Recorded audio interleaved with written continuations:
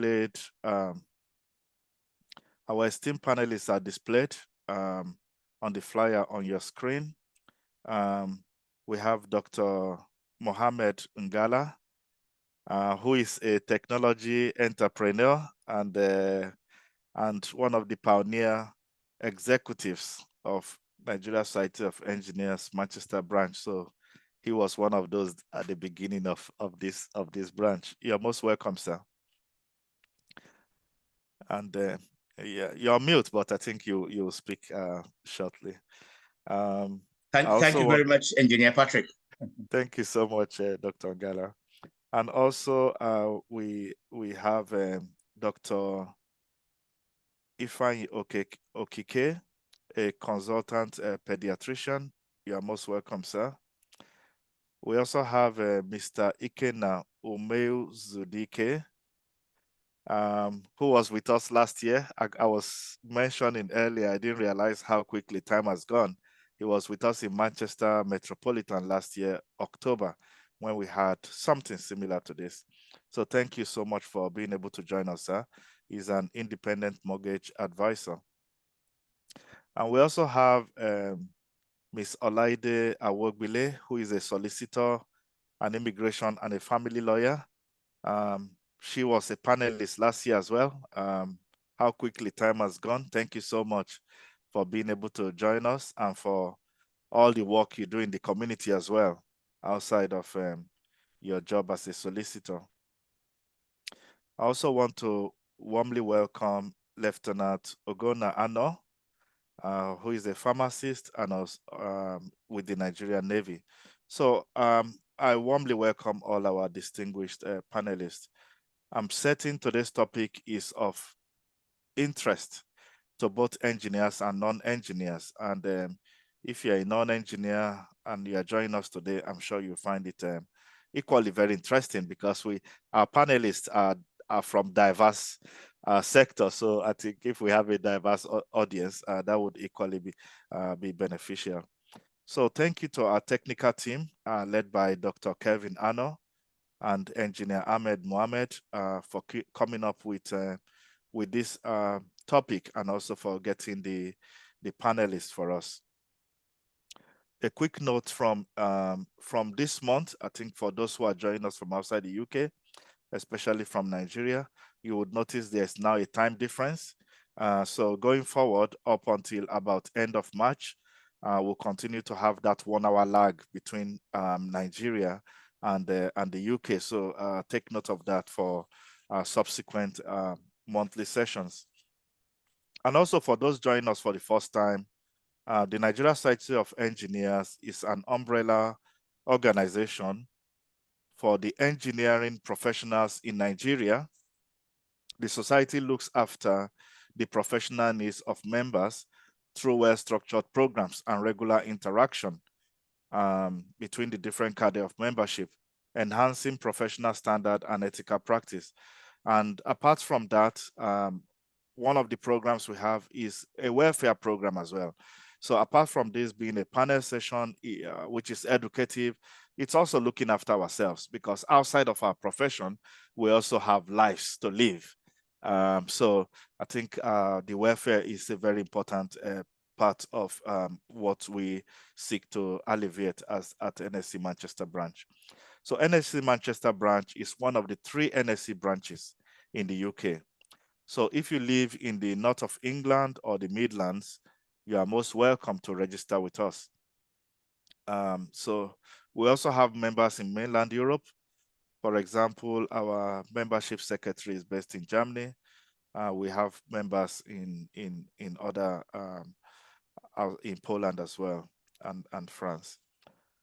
So one quick announcement while we are on, and this is very important. The annual general meeting of the Nigeria Society of Engineers is coming up next week. And for those of us in diaspora here, we have the opportunity of being able to join remotely. So that, and the title is Re-engineering the Manufacturing Sector for Competitiveness and Enhanced Economic Growth. So we should be able to participate in that online. So if you wish to register online, you can do that to participate. You can also, you also need to zero your account for those who have not done that in order to be able to participate in the election to elect new executives for the next 1 year. So I want to thank all of you for joining once more, and also to quickly recognize some members who are here. I think we have Dr. Sunday Pupola online. He was the pioneer chairman of NSE London branch. You are most welcome, and thank you for joining us, Dr. P. Thank you very much, Engineer. Thank you.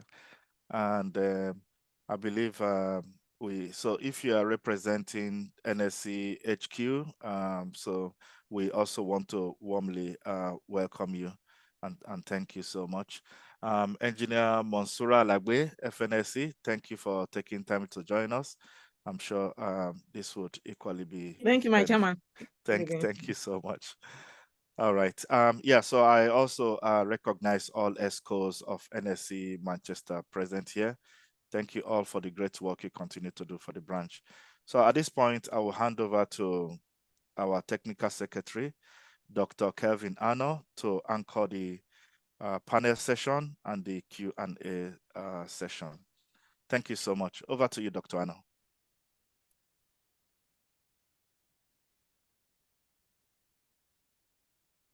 Dr. Arno, I think you're on mute if you're speaking.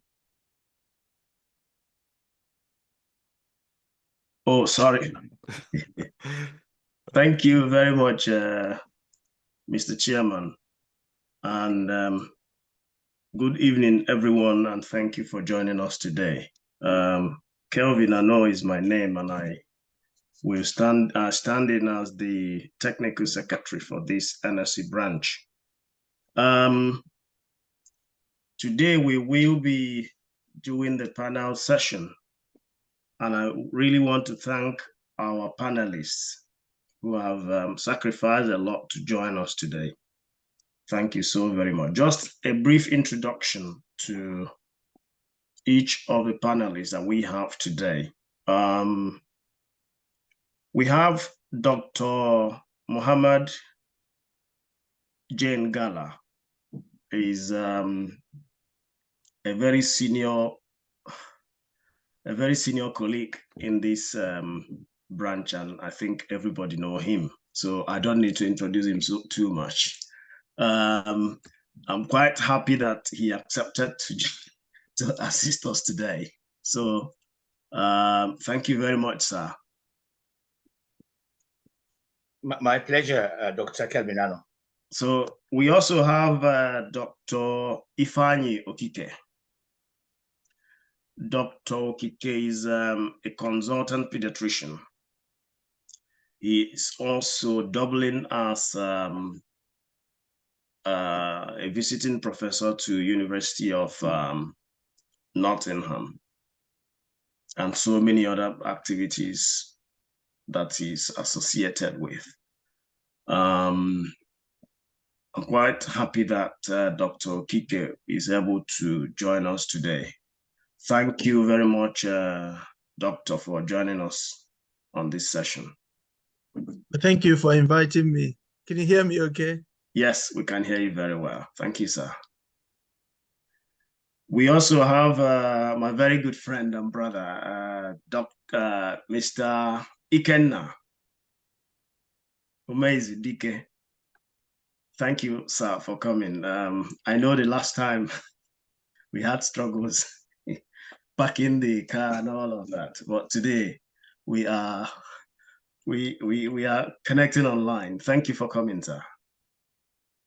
My pleasure. Thanks for inviting me. Good to be here. We also have Mrs. I'm sorry if I don't pronounce the name very well. Olaide Awogbile. Yes, I'm here, sir. Yes, sir. So thank you very much, ma. You're welcome. I know I disturbed you a lot on this. It's okay, sir. Yes, thank sir. you very much. You're Mrs. welcome, sir. Olaide is an expert immigration lawyer, and we are very pleased to have her. Thank you very much for joining. I'm still trying to bring on board Lieutenant Ano to join us, the pharmacist. I think he's having problem with their network down there, but as soon as he's able to, that will be fine. Let's make it start. I just have to give thanks as well to our sponsors, Cisco. I've joined. Okay. Oh, thank you very much. Thank you. He is the Lieutenant Ogonano is a pharmacist. He's a naval officer with the Nigerian Navy, and he's I think he's using his office in Port Harcourt. Okay, thank you very much for joining us. So he is a pharmacist with the Nigerian Navy. So thank you for inviting me. Excellent. I want to also thank Cisco, who has been sponsoring us on this program all along, and then the IEEE. These are two big organizations that giving us support all along. We thank Cisco as well because they gave us the 19 scholarship positions for this branch, which we are quite grateful. Thank you very much, the Cisco group. Okay, so let's make a start. What we're going to do today is there are a couple of questions that have been submitted by members. And a kind of in order, we will try to go from one question, group of questions to another and to another. So if you exercise patience with us, please. And we also accept if you have additional information that you can give us based on any question that may be asked, please, we are happy to accept your contributions. I am referring to the panelists.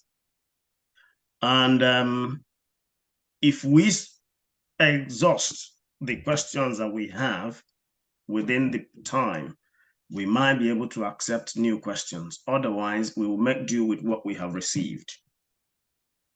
And I will please ask, if you are not the one presenting, please mute your mic so that we can have orderliness. Yep. Okay. There has been a whole lot of questions, and then we've tried to bring them together. Most of them were on the health part, and let's start from there. On health.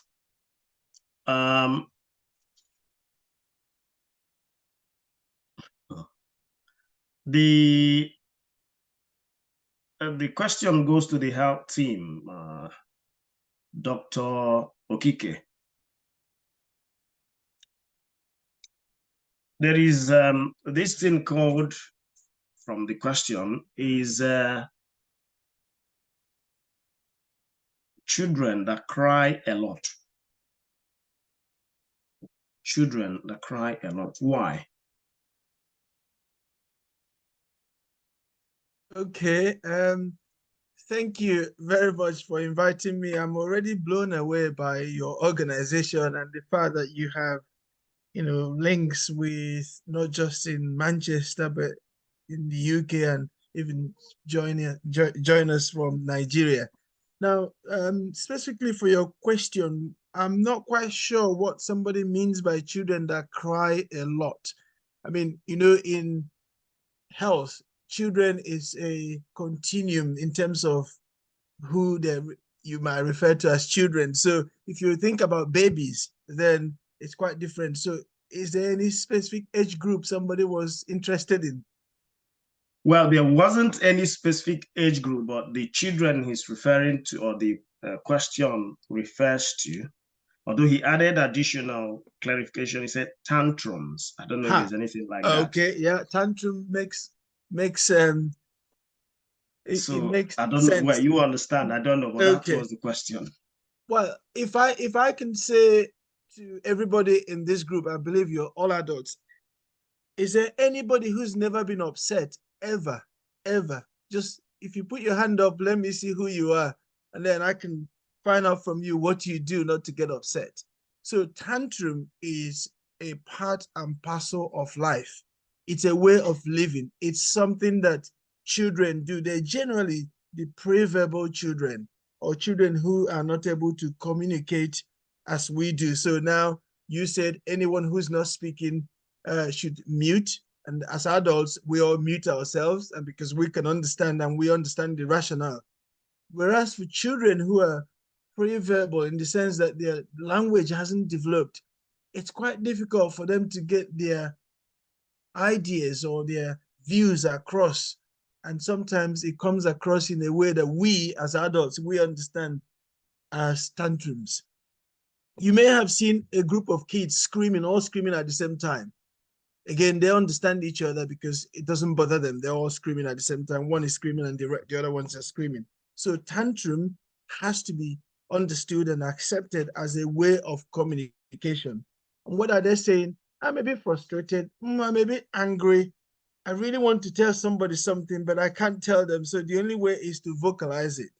And you will see that the age group is between toddlers, 18 months before they go to school, to up to 4 years of age. Is it harmful? No. Does it lead to another problem? Often not, usually not, shouldn't do. The question is, how do we react to it? Because some parents and some carers find it difficult to manage, and we get upset and we are either angry or we respond in an adult way to them. The adult way is usually, why don't you shut up now? Or why don't you stop crying? You're annoying. So that's not the right way to respond. So the first thing is to understand that it's a normal phenomenon. Number two, it's not harmful. Number three, it's something that can grow out of.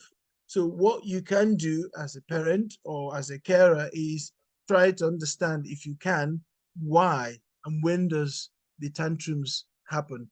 Particularly if you've been to shops, that's usually a typical place. You know, in a shop, they want to pick up the sweets, and that's why they're asking them to move the sweets to above the eye line of the kids, and they're running around and they're screaming, and then you're trying to think, goodness me, everybody's judging me in the shop because I'm the only one with this little kid who is screaming. So trying to understand the venue or the experience that the kid gets into before the tantrums kick in, and then you can then prevent those. I'm not saying don't take them to shop, but there might be things you want to do before, either put them in a buggy or put them in a chair or something that you can prevent them from being in that particular situation. Secondly, being in their level. So bringing yourself down to their level, trying to negotiate, talking to them in a calm way and not being aggressive, because that would accentuate the crying or the frustration. They're already feeling frustrated. They're already feeling very, very vulnerable in that situation. And then finally, you need to think about obviously not bribing or not trying to buy them off and say, okay, well, if you stop crying now, I'll take you to Las Vegas, or if you stop crying now, I'll do this, because then that will perpetuate that cycle of tantrum. So I can go on about tantrum, but all I can reassure you, it's not a medical problem. It's a part of living, and it's something that you can manage. And there are some tips and helps, which I can send a link to Kevin to share to everyone if you want to know more about tantrum. I don't want to dwell on it so much now because it's such a simple situation. Does that make sense? I think so, sir. I think so. Thank you very much. The other question is on children that exhibit flu, even though they are fully vaccinated, but they keep experiencing excessive flu. That's the English, excessive flu, even though that they are fully vaccinated. I'll take that one. Thank you very much. I'm assuming that the person who wrote this question understand what fully vaccinated means. So firstly, we need to think about the routine vaccinations that are not flu as different. So we're not talking of the vaccines that we give children as part of a bacterial and viral protection, like polio, pneumococcus, meningococcus, those kind of things, tetanus. So those vaccines are for different disease. So I will specifically focus on the flu vaccine. Anyone who knows and understand, and I'm sure you're all engineers, so the technology around the flu vaccine will understand that it's a guess game. So you are actually guessing based on what's happened in the southern hemisphere, what might happen in the northern hemisphere. So, and the viruses are not stupid. They always try to alter their DNA, and they do that quite effectively. So first thing to understand is the vaccine is not 100%. That's the one thing. The second thing to understand is that there is not one single virus that causes flu. So if you think about where we are now, the flu season hasn't even started. So the flu that you know that we vaccinate against, the vaccines that are going to be given, the kids are receiving now, will protect them from January, because that's when the flu vaccine actually starts. Yeah, the actual flu A or flu B or COVID, as the case may be. Obviously, COVID is a pandemic that is dwindling now. So that's when they start in January.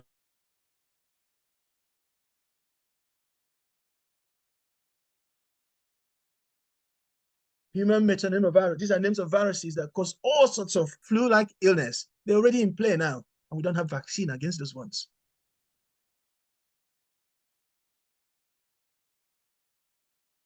It's got so many viruses that cause them. So I think it's really, really important that when you call, your children are called to go and have their vaccine.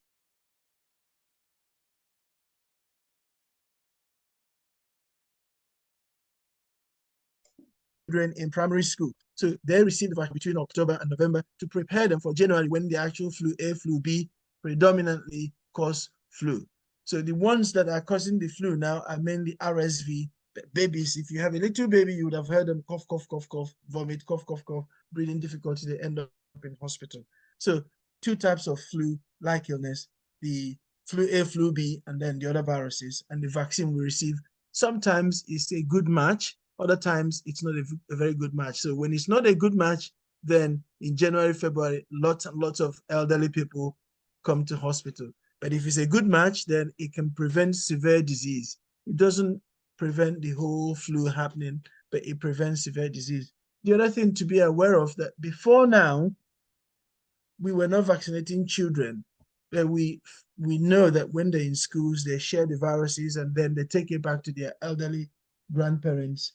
And that's how flu was being transmitted between families and homes. So now that we have the vaccine, there's been a reduction in transmission amongst children and then taking it home. So it's really still an effective prevention strategy, but be aware that it's not 100%. I hope that clarifies the flu and understanding the viruses. Yeah, it does. It does. Thank you very much.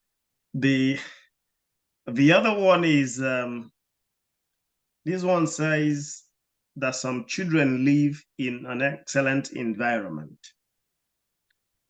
but they still experience bad skin conditions. Right. Why? Okay, I'm not quite sure what the definition of excellent environment is. I'm guessing now they're talking about eczema and bad eczema, so severe eczema. So the factors that influence eczema, if you don't know, eczema is a skin condition where the skin is really either dry or hard, and there's scoriation, and then there's keratinization, where more layers of dry skin is formed on the skin. And it can lead to, for children, a lot of itching, scratching, bleeding. It can lead to infection, which could be bacteria or viral infection. And some of it is actually a health emergency when you get a particular virus, HSV. So when you think about the factors that determine whether someone suffers from eczema, the first thing is genetics. So if you have it in your family, your mom or your dad or your sibling, then you're more likely to have it. And then the other factor is environmental. And it's really hard to pinpoint what sort of environment. So when someone says in excellent environment, so it does happen in developed countries, and it happens in undeveloped countries. So if you go to places where people are dirty and stuff like that, so you still have eczema. So we don't know exactly what is it in the environment, but we do know some of the triggers may be mold, for example, house dust mite. I think there's a question on that I've heard.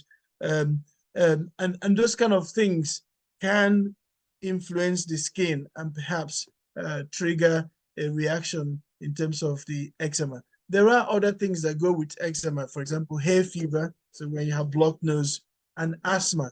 So they tend to go together, which have also environmental impact in their prevalence or in their development. But the first thing really is your genetics, and then secondly, some environmental factors. There are perhaps chemicals, but we don't know yet, so we can't really pinpoint any particular chemical. So we usually recommend that when a baby is born, that you don't use any of those medicated, branded soaps. You just use a plain soap. And there are studies that show that if you use some skin emollients that are just plain skin emollients, that it prevents the development of eczema in children. So maybe something for people to think about. So oilatum is one of them, and I certainly benefited from that. So our second child was born. That's when the study was published. We used oilatum for everything, for bath and as a soap substitute and as a cream. And there's evidence to support that prevents the occurrence of eczema. So I'm afraid I don't know what you need to do in your environment other than what I've just said, lack of medicated soaps, no use of medicated soaps, and mold, house dust mite, those things that can trigger your usual innate allergic reaction. Other than that, nothing else really in terms of eczema other than your genetics, which you can't change. I don't think at the moment. I know you engineers might have a way of genetically changing our genetics, but not yet. It's okay. It's okay. Thank you very much for that response. Back to what you were saying on the dust mite. This family had rug on their home, but there was one of their children that was developing health problem all along. Most times they thought it was asthma or so. Mm-hmm. So they had to take samples. The health whatever came and took samples in the house, and that led to this. They later concluded that it was dust mite, and they had to remove the entire rug in that home. So that family doesn't use rug. So what is this dust mite, and what can it do? Well, it's called house dust mite. They're really tiny creatures, and they live in rugs, they live in beddings, they live in where there's mold, they live in like cushions or things that are fluffy, all those your soft toys. They love to live in those places. And the thing about them is that you can't really physically see them, but then those creatures will secrete some proteins. And those proteins are the ones that cause the allergic reaction. The body, I believe I'm talking to engineers, the body is usually not quite happy with antigens, so things that are coming from the outside into it that can cause a reaction. So if you're sensitized, if you're one that is already primed to respond to these things, so the protein becomes an external body to your body, and then your body then reacts to it. And the way the body reacts is through the histamine pathway. So the histamine is what tries to reject that particular antigen. But what it does also, it releases histamine. And when it releases histamine, histamine is not a good thing for the body. Then it causes the itching. So for those that have blocked nose, then they have a blocked nose, they're sneezing, they're coughing, and it's really irritable. They have watery eyes, and there's what we call the allergic salute. So if you can see me on the video, so they're constantly cleaning their nose doing this, and you can even see a mark on the nostrils of the child that has these features, only because of those tiny, tiny creatures that crawl around, and then they find their way and they secrete the proteins in their airways. So it's really a big problem, and one that can be managed. I've mentioned the symptoms. So blocked nose, runny nose, very close, engorged mucosal membrane, particularly the nose, watery eyes, itchy nose.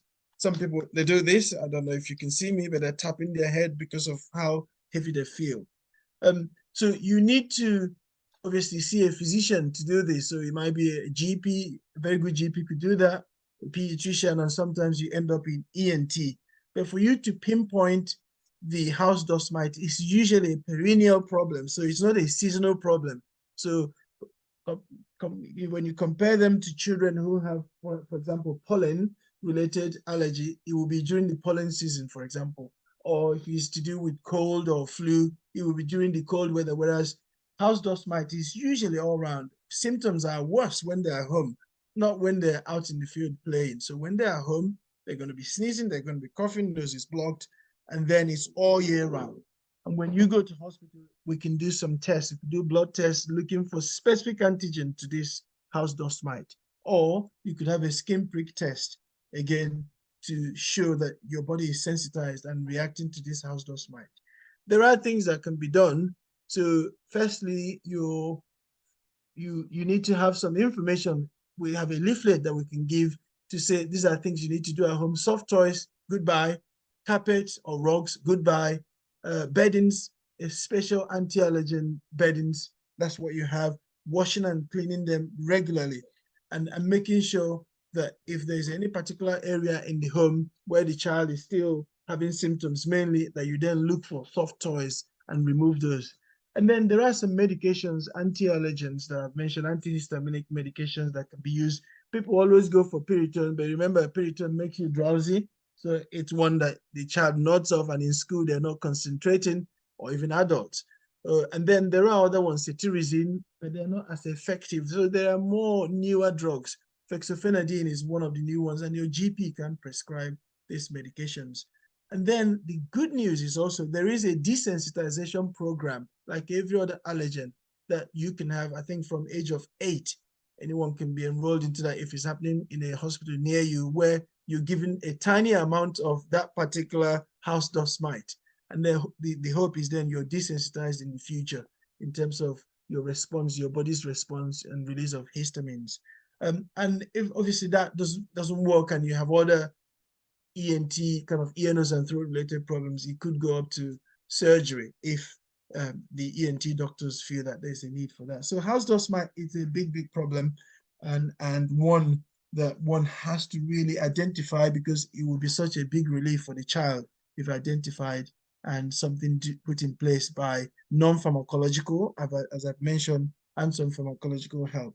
And again, seek help if you're not sure. Please don't medicate your child on your own. Does that answer the question, or do you want a bit more? Thank you very much, sir. Thank you. This one is, I think it must have been from somebody trying to migrate from Africa to the UK. And then he's saying that he's bringing children of different age to the UK. What do you think they need to know as a family? What should they worry about?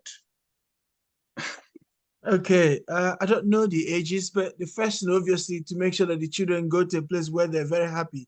I think that's the first thing. Wherever you are, the kids have to be very, very happy.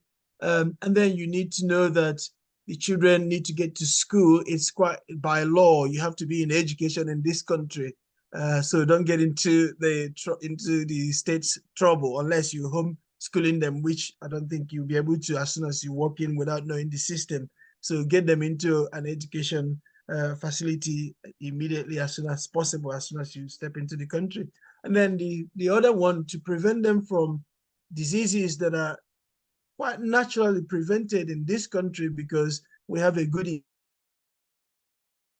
to have their immunization record from Nigeria when you're coming here, so that then you can register with a GP immediately and then get to fill in the gaps in their immunization. So there is a plan for every child who has moved from another country to the UK, because not every, well, I don't think we have the same immunization program with Nigeria as in the UK. So without checking with your GP, you wouldn't know what the gaps are, and then the GP can fill in the gaps for you. And the other thing is that dental care is also free in this country. So 0 to 18 years of age, you need to register your child with a dentist as soon as you step into this country. As you're registering with a GP, you're registering with a dentist as well. when I give you these numbers, you might think, oh gosh, he's saying a lot, but the NHS spend millions of 560 million, I think, a year on dental extraction. The most common reason for admission for children 5 to 10 years of age in hospital is dental. It sounds very foolish, but that actually is the case. So you need to register with a dentist. And then the other thing is allow them to make friends, and please don't forget your language. Sometimes it's quite easy to move in here and then we forget where we've come from. So try and keep them on track with your local language as well. I think I can go on forever, but maybe I've given you the important tips. And then the parents as well. So you must not neglect your own health as well. So we have, again, good surveillance system for females, cervical cancer, mammography for breast cancer, and men, prostate, surveillance for men, because there are some things that are more peculiar to us as a nation. And don't forget to be open about health to your children. I think that those are the key things, really. I can go on forever. Thank you, sir. Thank you very much. There are a few more questions on the health. Children and nuts. Children and nuts. What's the problem? In school that they advise not to give them nuts. Okay. As in to bring from home to school. What's the problem? No, so people need to understand the context. Okay, so nut allergy is not uncommon in this country. So it's about 2% of children. So 1 in 50. So in a classroom, there might be 1. So they do not say do not bring nuts to school. So every school, they have to do an assessment. And if there is a child with severe nut allergy, i.e. anaphylaxis, so when they eat the nuts, there's a breathing problem, and which they can die from, and children do die from nut allergy, anaphylaxis, then the safest thing to do in school, because you know how kids are, is that nobody brings nuts to classroom. You can eat as much nuts as you want at home, but you can't bring it. But remember also, so the allergy to nuts or anaphylaxis to nuts may not just be eating it. It could be by aerosol. So somebody's eating it in this class, in this room, and the aerosol is then going into another room, and another child is suffering and dying. So that is the reason.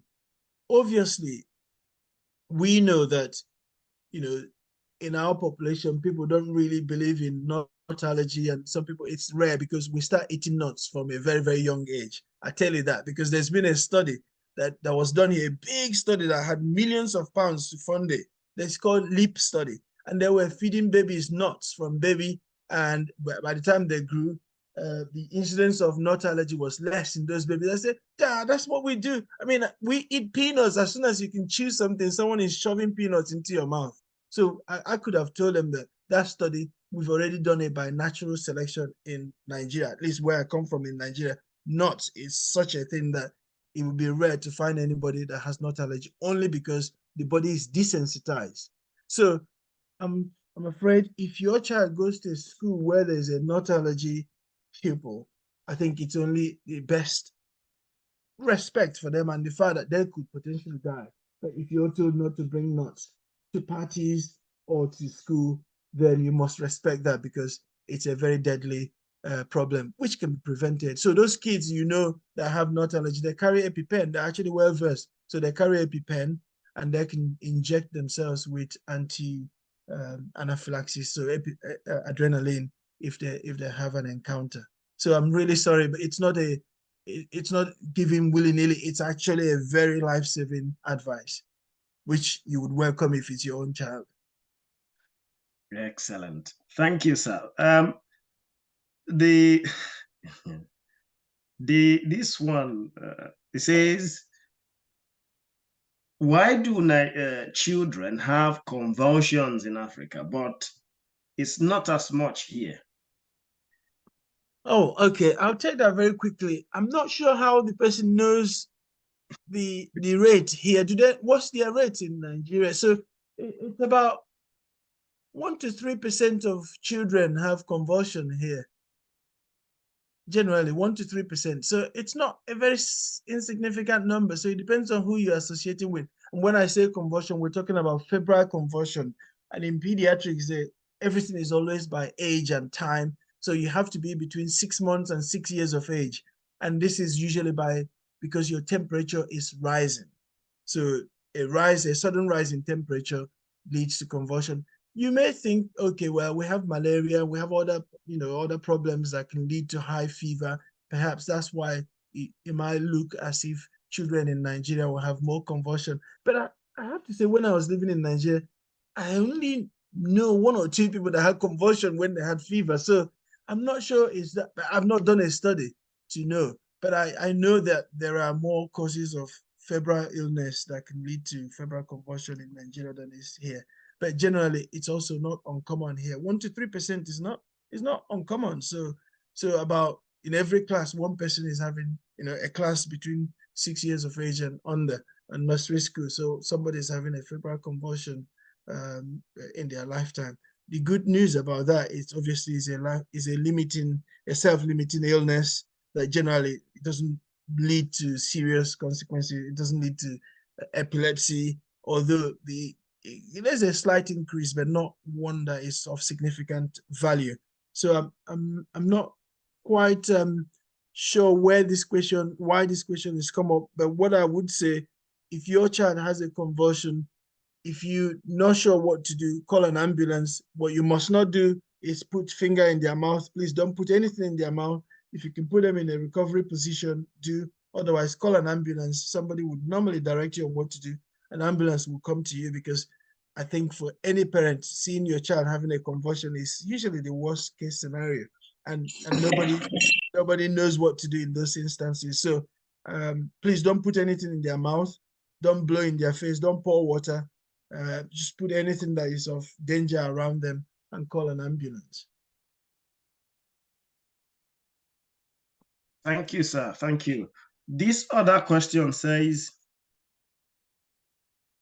do Black children exhibit increasing development delay, autism, speech, etc.? Oh, okay.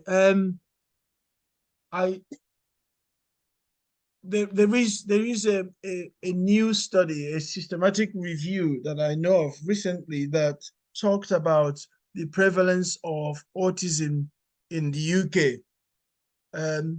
Obviously, you can't compare this to our country, where I don't think we have robust studies. So in that study, they did show there's a higher prevalence of autism amongst children who are Black. But if you look at those children, so if it's about 2-point-something% in Black children, it's about 1.8 in white children, and 0-point-something in children of Roman descent, so gypsies. But actually, when you look at those Black children, it's more common in boys than girls. So English, white girls and Black girls are exactly the same in prevalence, whereas Black boys had a higher incidence. We don't know why.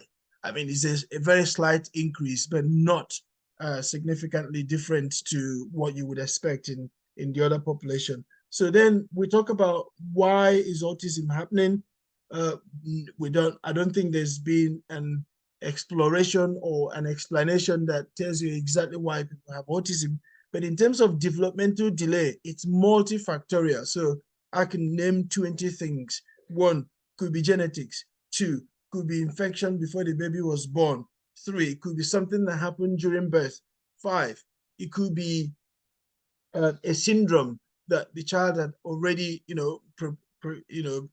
predisposed to having that kind of developmental delay. And as you know, developmental delay has so many facets. Motor, the things you can do, like running, standing, and then things you can do with hand, or your social development, smiling and social interaction. It could be hearing, speech and language, and also vision. So there are so many factors that lead to developmental delay. I do not, in my practice, I do not think that there is a higher incidence in Black community compared to whites, although this study has shown a higher prevalence. And remember, we come from a place where people generally would not bring these things to the forefront, and they will have other alternative explanations to these kind of problems, people that can't hear or can't speak are always kind of, where did they come from? Whereas these are congenitally acquired infections or something also inherited from family most of the time, or maybe our birth situations where children are born in facilities where they're not able to care for them, so what we call hypoxia during birth. So these are so many factors why these things are happening.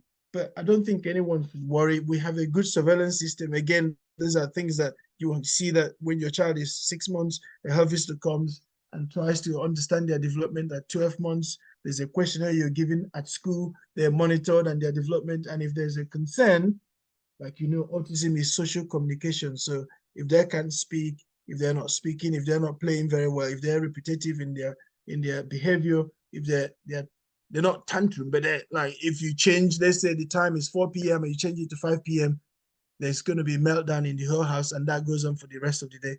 These are features of autism. Then you need to seek help straight away. But I wouldn't scare anybody to think that it's more common in Black than white children. Thank you, thank you very much, sir. Thank you. Let's move to the team in property and wealth creation.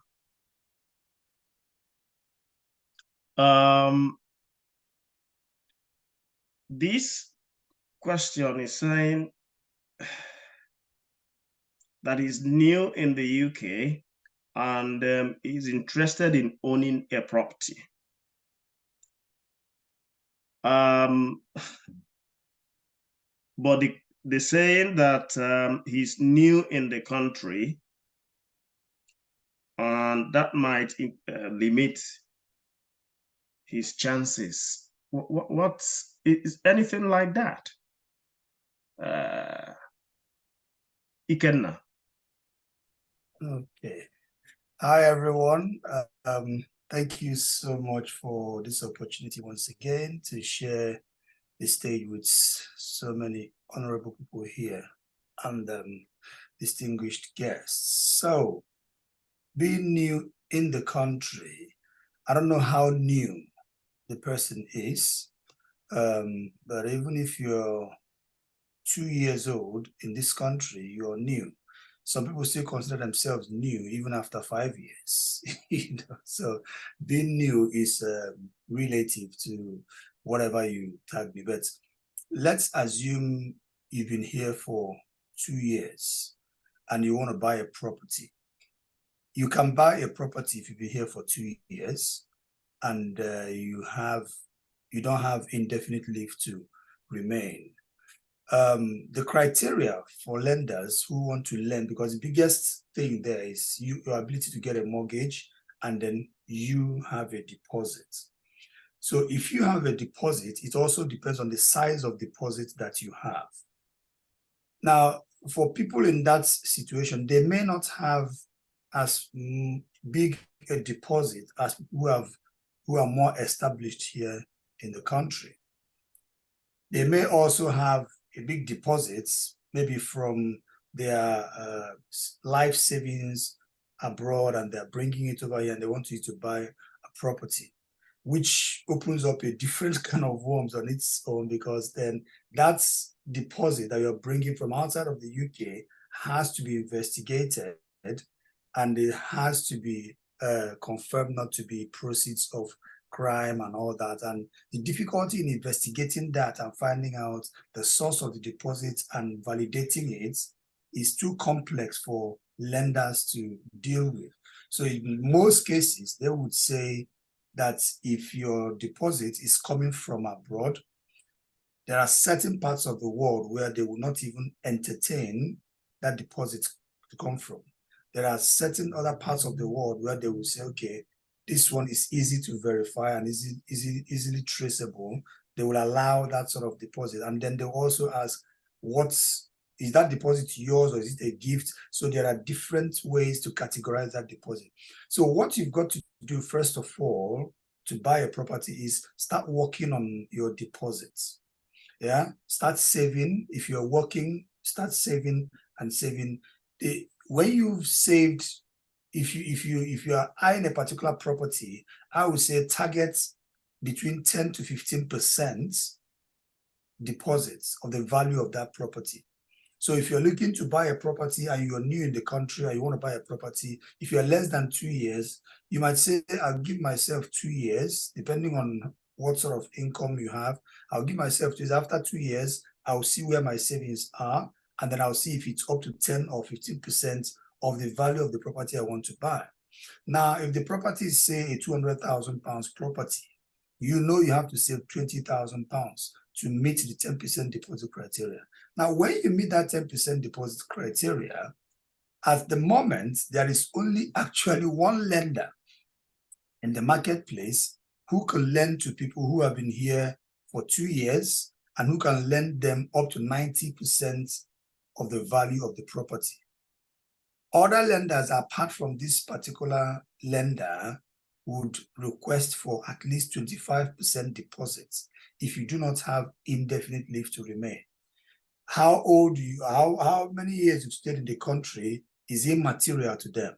As long as you do not have indefinite leave to remain and you're not a British citizen, they will subject you to 25% deposits. So there is only one lender who will actually, at the moment, I don't know what the criteria will be, whether it's going to change tomorrow. There's only one lender who is willing to say, yes, we can lend you up to 90% of the value of the property if you've been here for 2 years minimum and you have income that we can verify, say pay slip, or you're that particular lender, if you're self-employed, they will need you to have been self-employed for at least 3 years. So it's a bit more difficult for people who are new in the country to use a self-employed income to buy property, because then their self-employment, they need to have a good history of their self-employment, unless they just enter the country and they started becoming, self-employed. Then they have 12 months kind of track record of self-employment to justify their income. So to buy a property, whether you're new in this country, first of all, focus on the deposits, build a reasonable amount of deposit for yourself. I would say target 10 to 15%. And then secondly, make sure your credit status is clean and that you don't soil your credit status. The easiest way for people to mess their credits around in this country is through too much borrowing. I've had a lot of people who come to us for mortgage advice and they say, oh, my friend said I should take a credit card. It will help boost my credits. Credit card can help boost your credit. It can also help destroy it if you don't manage it properly. So if you are trying to build your credit, I want to use a credit card to build your credit, I would say very, very minimal amounts. There are some credit cards that just give you £250 a credit card, but if you can afford, just pay off whatever you owe before the interest cycle even starts. Once they send you the statements, pay off whatever you use on there and keep it clean again. The moment you get into the cycle of paying the minimum payment required every month, it becomes a risk, because before you know it, you move home and then you forget to change your address and then you miss a payment and those things can easily happen. And then your credit starts becoming bad. So work on your credit and make sure you don't mess your credits up. Secondly, find a property that you can afford. Affordability is a very, very important issue. Some people come, as soon as they come into the country, they want to buy a 3-4 bedroom house. They want to live large, they want to live big. And then they start looking for ways to manipulate their income to give them the level of affordability to be able to buy that property. When you want to buy a property, at that stage, you're a first-time buyer. And the important thing for you, first of all, is to get onto the property ladder. And to get onto the property ladder, if there are schemes for first-time buyers that would require you spending less or that fits into your criteria, take advantage of that scheme, first of all, and get onto the property ladder. And then from there, you can climb. Because before you know it, in the next 2 to 5 years, you just remortgage that property. It will have built up some equity, and then take out the equity, use it as a deposit and buy a bigger property. And that's how you get up the ladder. Do not go and start, getting yourself involved in huge mortgage debts because you are new in the country. So that's another point. The other point is, when you come into the country and you want to buy a property, you want to invest in property, it's very dangerous to start taking advice from people who are not professionals in that field, because that's where people start making mistakes. And because somebody is a homeowner, because they own their own property, does not mean they are skilled or experienced in the property or mortgage industry. They could give you an advice that is outdated. Maybe at the time they bought their property, it was 5 years ago, and the markets, the property and mortgage markets, they move very quickly, almost on daily basis, see changes. So at any time you want an advice on property and mortgages, speak to a professional, somebody who is in the field, somebody who is doing the job, and that person will give you a proper advice. But in summary, it is possible to buy a property in this country even if you are less than 2 years old in this country, depending on the size of deposit you have. I've helped people who are less than 2 years old in this country to buy a property, get a mortgage.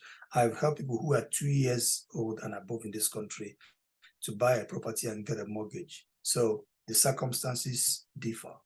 So it's not a question of time. Okay. Thank you very much for that. Can I go on to the legal team? There is a question here that they want to move to the UK, or it's either they have moved or they want to move to the UK, but they want to adopt child or children. What is the UK position on this? All right. If they want to move to the UK and they want to adopt a child, the first thing they need to do is to comply with the rules of adoption in the country where they are residing. Now, depending on the country they are in will determine whether they will recognize the adoption here.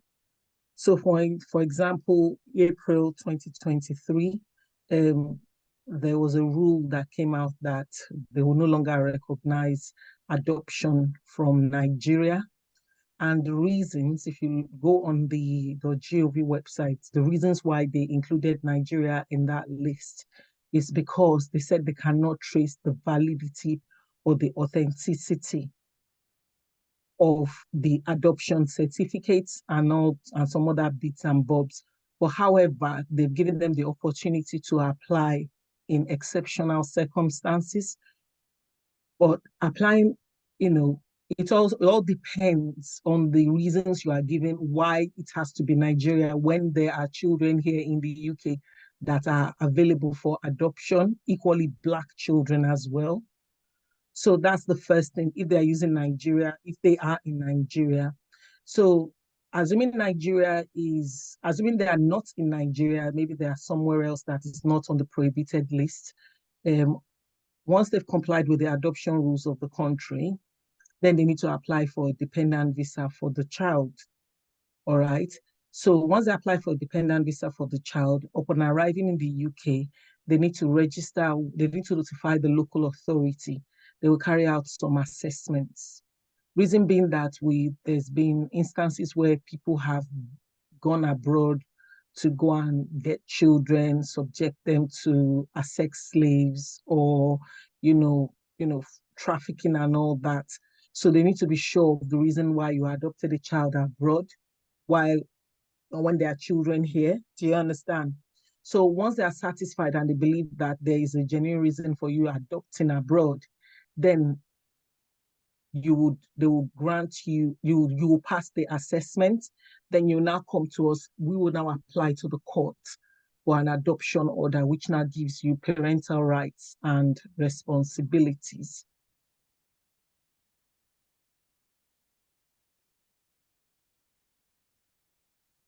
I'm muted. Thank you very much for that response.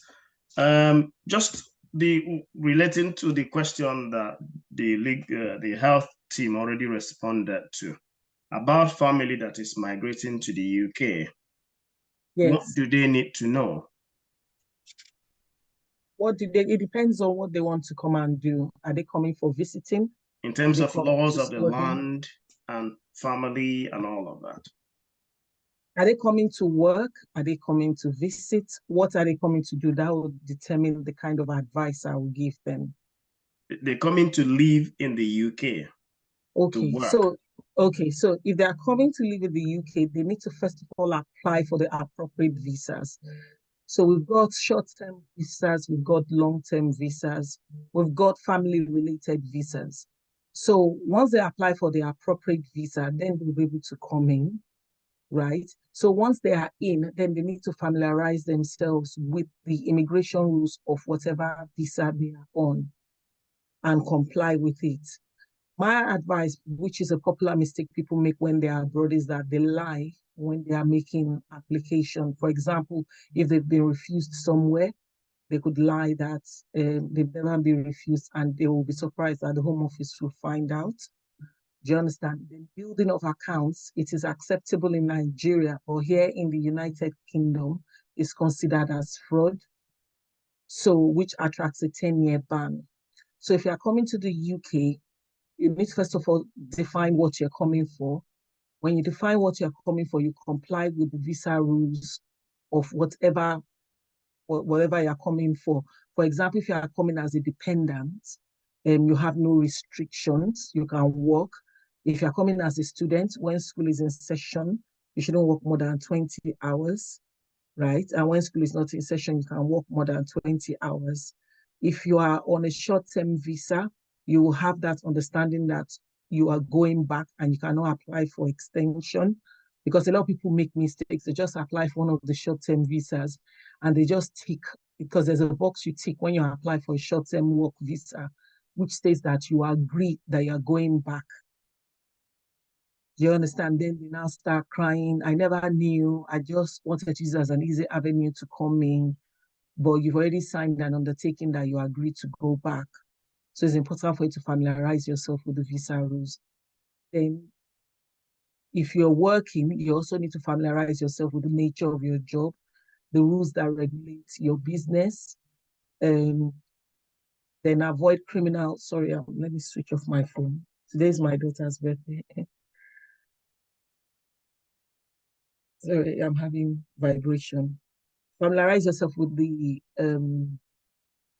rules of your profession. If you want to go into business, you need to familiarize yourself with the rules regarding the business. For example, if you want to open a shop, there are some appropriate licenses you need to have if you need to sell cigarettes or to sell alcohol.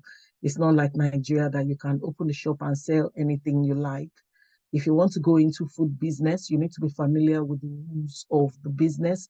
Like in United Kingdom, it is against the law to sell fast food, I think, before 11 a.m. If you're going to sell fast food, it has to be from 11 a.m. So those are the things you need to familiarize yourself with. And always speak up. I believe in speaking up and asking people. Don't just assume or just think you know everything or just rely on the internet. That's the mistake most people make. Like when I was in Nigeria, I used to believe everything on Google was correct. It was when I got into UK that I realized that everything on Google is not correct, right? Somebody put something in the chat box. Everything on Google is not correct. Some are outdated, some needs to be updated, right? Have I answered your question? It's quite broad. Yes. Thank you very much. There is this other one on registration, online registration, that from 2024, that people with BRP or visas will be required to register. Do you want to throw more light on this? All right, it is still news. It's not facts yet. All visas, like the recent visas we've made, their BRP ends, I think, November next year. The reason why is that BRP was as a result of us being part of the European Union. So now that we're no longer part of the European Union, they want to phase out the BRP cards. There are speculations that we're going to revert back to how it was before, when visas used to be in the passports. And there are speculations that it's going to be online. There's no clear guidance regarding this. Everything is still in the news and up in the air. So until closer to the time when there is specific guidance, then we can say, okay, this is what is going to happen to your BRP that is expiring. And Thank you. Thank you very much. Let me return back to the property team. There is this question on the lawyer already mentioned is a part of it on running a company or registering a business. I think this person must be an engineer. He's saying he wants to register a company in the UK. How does he go about it? Dr. Ngala.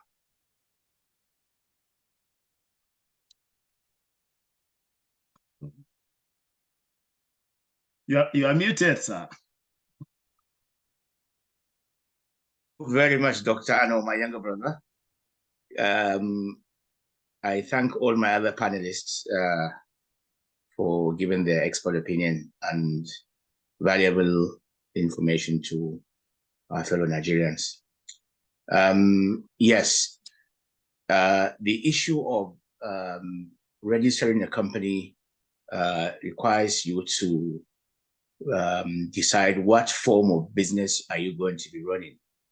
Are you willing to be a sole trader, or are you willing to be a limited liability company? So both of which, or partnership, all of which have their different advantages and disadvantages. So for this reason, it is best to look at whether you want to be a limited liability company, whereby the liability of the business stops as an entity, or you want to be a sole trader. But in terms of registration, you can buy off-the-shelf companies from a specialist company formation solicitors and lawyers, which requires to pay a fee to them for them to do all the necessary paperwork in terms of company registration, secretarial services, directors, and so on. So again, with something like this, you would need to have a specialist solicitor who would be able to look at your specific business that you are willing to set up, so that they can signpost you to the right kind of registration. Thank you, sir. Thank you. I think that actually got into the second question, that the guy says, do new companies require lawyers, accountants, and other experts? In fact, that is a very crucial. My co-panelist, Mrs. Awok Bile, has mentioned that although these countries, in the Western countries, it's a very free market, but it's equally also very, very regulated in terms of what you are able to do in terms of business. And for this reason, it's quite important that you have an accountant and a solicitor on a retainer, so that you are their client before you come across any challenge while you are running your business. So, for example, the solicitor has mentioned about food retailing, that you need to know the regulations about opening hours. You need to know the regulation about expiry date on food items, about litter, stuff. So all these requirements requires a lawyer, a specialist lawyer that has an expertise on the line of business that you want to go into. So yes, the answer is you do need a lawyer, a specialist lawyer with up-to-date information on the particular industry or particular sector you're going to go into. Secondly, in terms of accountant, yes, you do need an accountant, because as a company, whether you are a sole trader or a limited liability company, you are expected to make tax returns to the tax authorities. So the accountant would be able to give you guidance or prepare your accounts for submission to the regulatory, to the tax authorities rather, in terms of your VAT returns, the value-added returns, in terms of your income tax, company tax, payment of national insurance contribution for your employees, if you have any. So accountant and lawyers are the two, I would say, essential professionals that you must have, so that you don't get into problems, because here tax and regulations are very, very severe if you get them wrong. You can be shut down, for example, if you don't meet certain hygiene requirements, if you're a food retailer. If you are in the property business, for example, then in terms of standards of the building themselves would also have to be maintained. Otherwise, you will get into problem with environmental health professionals. So the answer is yes, lawyers, accountants are essential for any new business. The last question there is saying, I think it is part of what you already mentioned, but it's not filing. Filing. What is filing? Yes, filing, it's the, unless I misunderstand the question, filing, all limited liability companies are expected to file their audited accounts with Companies House for the purpose of investors, for the purpose of clients, so that it gets returned to the Companies House. And you could be penalized if you don't file your company accounts. And so the answer is for every limited liability company, it's a legal requirement to file your audited by a chartered accountant or by a certified accountant, that your accounts are lodged with the Companies House, so that any member of the public can access to see the directors, what percentage is owned by which director, and disclosures in terms of the ownership structure of the business and so on. So it's again something that you are legally required to do. So you can't just say, oh, I didn't know, or I've forgotten, and so on, because the consequence of not meeting the requirement could mean you've been struck off or you've been shut down, and the directors being banned in being directors of companies for a certain period of time. Excellent. Thank you very much. This other question is about property again. It's on renting. I think these ones might be new guys in the country. They say, why do landlords force tenants to pay 6 months upfront or 1 year? Is it legal? And how does it affect referencing? Is this for the solicitor or it's for the property guy and the solicitor? Okay. Do you want me to speak? Or yes, please go ahead. All right. Okay. So the reason why people ask for 6 months rent in advance is because you have no track record and you don't have a reference. So I'm aware of that. Assuming you have someone that would be your reference or your guarantor, there is no need for you to pay 6 months. Usually it's 1 month's deposit, then the first rent. And people struggle not struggle, people are most times unwilling to be guarantors, because the reason what it means is that if you fail to pay your rent, then your guarantor has to pay your rent. I once did a case was referred to me, I didn't do the case, some years back, where a doctor, she was a guarantor for her cousin that just came, and the guy couldn't pay his rent, and he just got angry and went back to Nigeria. Unfortunately, she had to pay all the outstanding rent. Initially, she didn't want to. It caused problems in the family.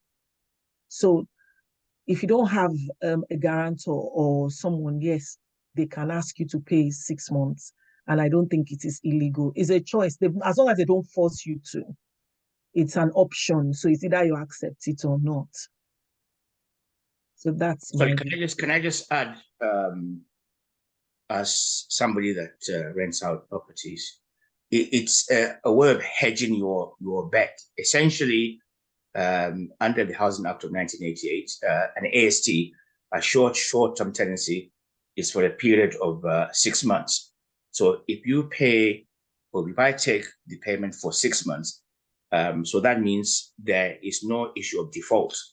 So once the 6 months is up, then provided how you conduct the tenancy, then I would be at liberty, the landlord will be at liberty to continue the tenancy, or to say, right, that's it, I do not wish to continue the tenancy, and then you are then be served to leave the property. Okay, sir. Okay. Thank you. Thank you very much, sir. Can I go back to this health team, and I'll come back to these guys back. This question is on drug reaction. Drug reaction. What is drug reaction, and how can it be prevented, even with foods?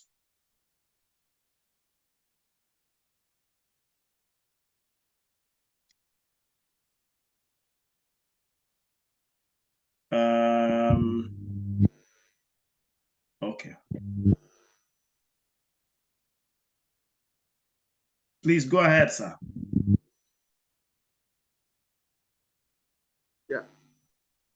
Drug reaction, simply put, is an interaction between drug and something else. It can be drug reaction, drug food interaction, even with the body. Now, based on the medical condition and the drug that is prescribed, there are one form of interaction or the other. Some can be useful, while some are best avoided. For instance, someone that has been having a, say, peptic ulcer and something like amoxicillin, antacid, hyoscine are prescribed for the person. Yes, amoxicillin needs acidic environment for its optimum activity. Why antacid neutralizes the effect of the stomach acid, or reduces the effect, the stomach acidity. Now, in that case, there's going to be an interaction so that if you take the amoxicillin and the antacid at the same time, you will not get the best benefit of that recommendation. Rather, it's been advised to space it. Take amoxicillin first, for instance. After some, say, 30 minutes,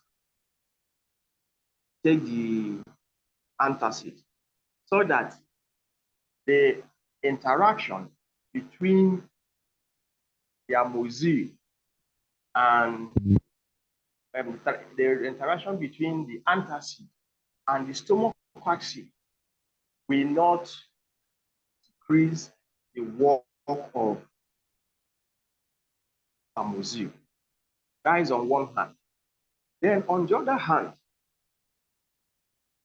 drug and food. A kind of rule of the thumb that most people know is take your drug, but it's not for all drugs. There are some drugs that are better taken on empty stomach. Reason is for avoid this drug interaction. For instance, doxycycline is an antibiotic. Ciprofloxacin is an antibiotic.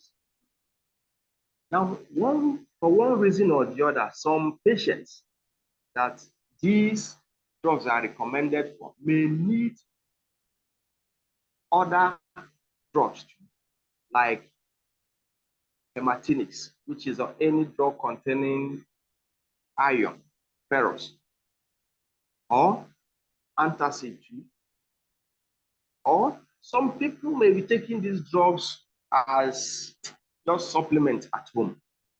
When you take these, for instance, doxycycline, ciprofloxacin, or any of it together with these hematinics at the same time, it's going to form a complex, unabsorbable complex. And in that way, there is no benefit from that combination.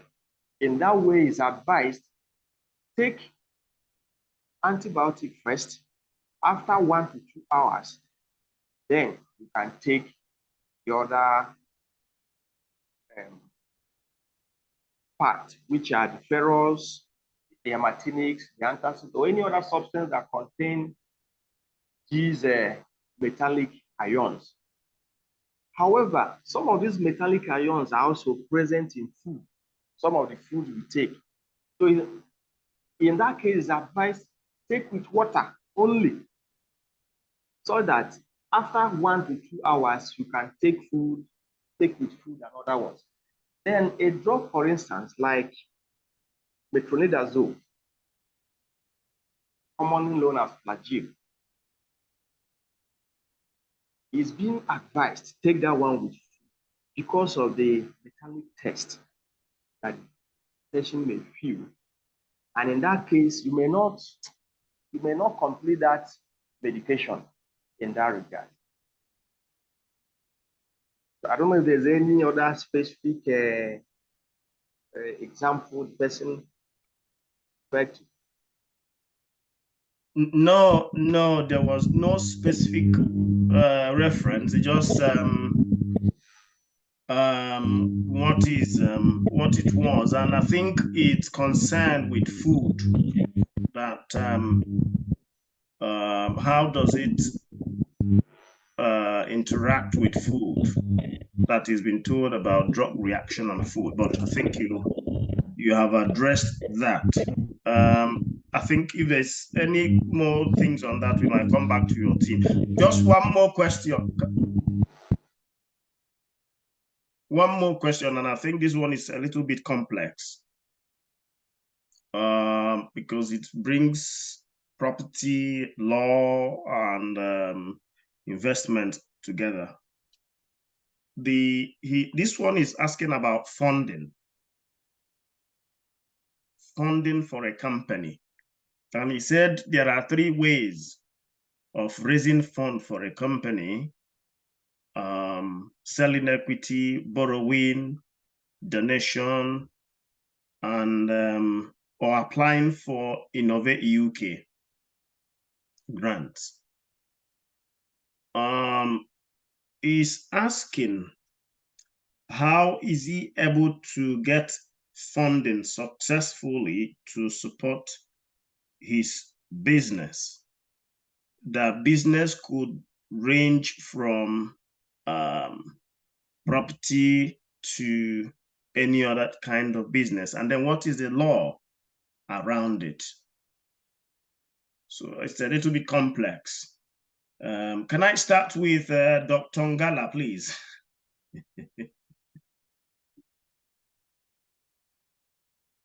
You still muted, sir. Thank you very much, my younger brother, Dr. Ano.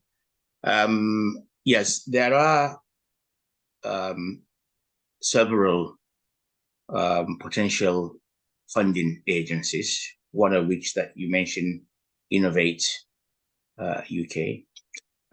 These are all, as you can imagine, very competitive funding agencies funded by the government. So you must have a very robust, innovative, in its broadest sense, idea for you to get funding from these agencies. And also you must have very strong proposal, very robust proposal that will make them consider your idea for you to be funded. So again, this is a very generic question, but there are specialist firms that do package funding for new startups, and for the person to look at those. Thank you. Okay. If that is the case, sir, maybe when it's possible, because if to share some of those links with us, sir, and then Yes, of course, absolutely. pass it on to the person that has a question. Yeah. Thank you, sir. On the law side, Mrs. Awawile. Yes, sir. Number one, it's not my area of law, but I can give general advice. With regards to funding, you need to first of all familiarize yourself with the requirements to be eligible for the funding from the company that is giving out the funding. Say, for example, a local authority. Some local authorities, they give funding for ethnic minorities if they want to target ethnic minorities. Some local authorities give funding for specific issues, like there was one, because I live in Wigan in Greater Manchester, there is funding available for something, if you can do something that will benefit local authority tenants. So once you do that, then you also need to have a business plan. Like the gentleman that spoke earlier on, it's very competitive. So sometimes it might be worthwhile paying for someone to assist you with doing a good business plan if you really want to get the funding. Because the funding sometimes may be just maybe one or two opportunities, or maybe 5 opportunities, and you may be hundreds that is applying for it. So you need to have a good business plan, and you need to be well defined what your business is going to do, what your target is, and you need to give realistic time scales. So that's on a general basis, based on what people have told me and those that have gotten funding. That's why, but it's not my area of law. And like he said, you may need to speak to a solicitor that specializes in company law and all that. They may be able to give you more in-depth information regarding that. Can I just Thank you come very in, much. please, Dr. Ano? Go ahead, sir. Yeah. The fundings that may be available, again, may not be cash put in your bank account. That funding could come in the form of the time that someone will come into a business as a specialist to support you, hold your hands. It could mean being given like a rent-free period for the premises that you are going to be in that's owned by the council. It could be in the form of training that you would require for the business. Again, the funding could be in the form of somebody else's time, whereby they will come in as a specialist coach to work alongside yourself. So it's quite sort of detailed. And as my co-panelists, the solicitors mentioned, you need to have very robust data, robust information, cash flow, and all sorts of very strict and concise information for you to be eligible to get this funding from these organizations. But it is doable.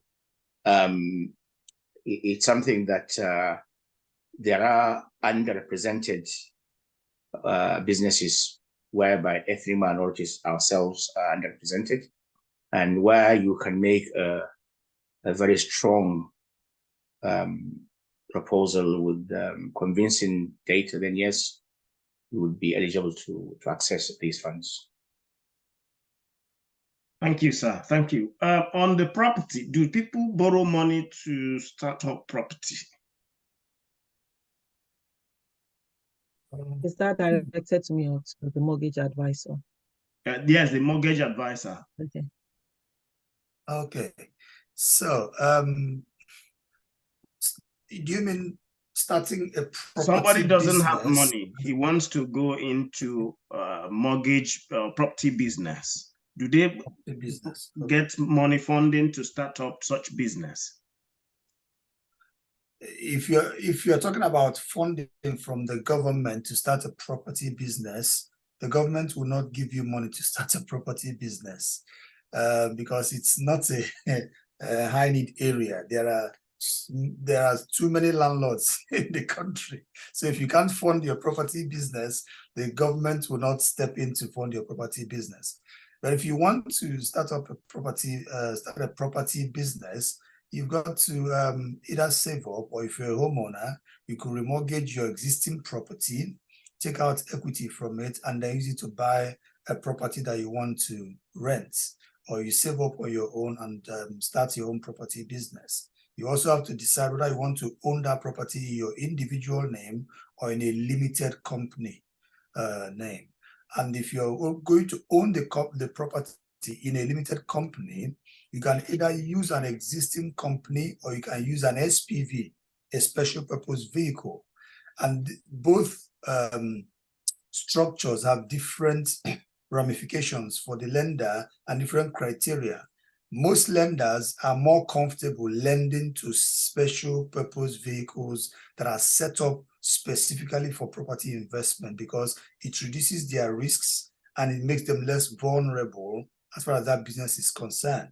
But if you have a business already where you're using that business to sell food or food items, and you want to use the same business to invest in property, a lot of lenders see that as too risky because if anything happens to your food business, it could potentially affect the property business. And they have a stake in the property and their stake is at risk because of the risk to which the other business is exposed. So, but the good thing about funding the special purpose vehicle, investing through limited company, is that as a director, if you have your own personal money, you can actually loan the business the money as a director's loan. So the property business can take your own loan and start up the business because you are separated from the business. You both are different entities. And then that director's loan, you can take it back from the company whenever you want. So a lot of people will use that see that as a more tax efficient way of having to, use their funds, where they will now draw down that money from the company in the future as a director's loan repayment and not as an income because the company is owned. So it's a way of funding your own company from your savings or even from the equity you got out from your own property. You can put it in that company. If you also have another company that is doing something entirely different, and then you set up a property investment company, that other company can also loan money to that property investment company. It's called intercompany loan. Again, there are some lenders who like it, some lenders don't like it. But it means that the option is there. But some lenders might frown at intercompany loan. They say, no, we don't like it. Some other lenders will say, no, we're fine with that. It's the same company owned by the same person. Sorry, it's a different company owned by the same person. They want to see the ownership structure of both companies. If you're 100% owner of this, 100% owner of this, it's all on the same company. So you can actually, loan yourselves money. So it's a way of setting that business up on its own as a company. But if as an individual, you're looking to buy the property in your individual name, you have to raise the whole money yourself or go to the bank and prove that you have the credibility to borrow money from the bank to buy property. But before you can borrow to invest in property, most lenders will insist that you own your own property where you live before they can lend you to buy for investments. If you don't own where you live, they will also insist that you must be living with friends or family who own where they live. So if your spouse or your parents or your brother owns their own house and you live with them, the lender can actually lend money to you to start investing in property, because then they know that you have a home of your own and you're not trying to buy your own residential property through the back door. That's what they're trying to prevent. Because when you buy that property, most buy-to-let or investment properties are bought on interest only. So some people would now use that as a backdoor. They get an interest-only mortgage on a buy-to-let. They move into the property and live in it, and their mortgage is on interest only, because interest-only mortgages are cheaper to pay. But they don't actually understand that they're not paying the capital, they're just paying the interest. So lenders are trying to stop that by making sure that anybody who takes loan to buy property for investment must be either a homeowner or living with friends or family. And the other one as well is, when you want to take loan to invest in property, you need a bigger amount of deposits for you to actually get the loan from the lender. So if the property is £100,000, the lender will say the maximum we can lend you will be 75% loan to value on that property. So you need either 20 or 25% deposits, because it's purely business, for you to actually qualify to get that loan. So you don't go and just say to the lender, I've seen this property, I like it, give me 100,000, I want to buy it and invest it. No, you have to put a good chunk of deposit into that business. So you have to have a reasonable meet in the scheme. Excellent, excellent. Still on money and funding, I think this one is very open. The question is, can I get funding for my education? But even though I am not, don't have a UK passport.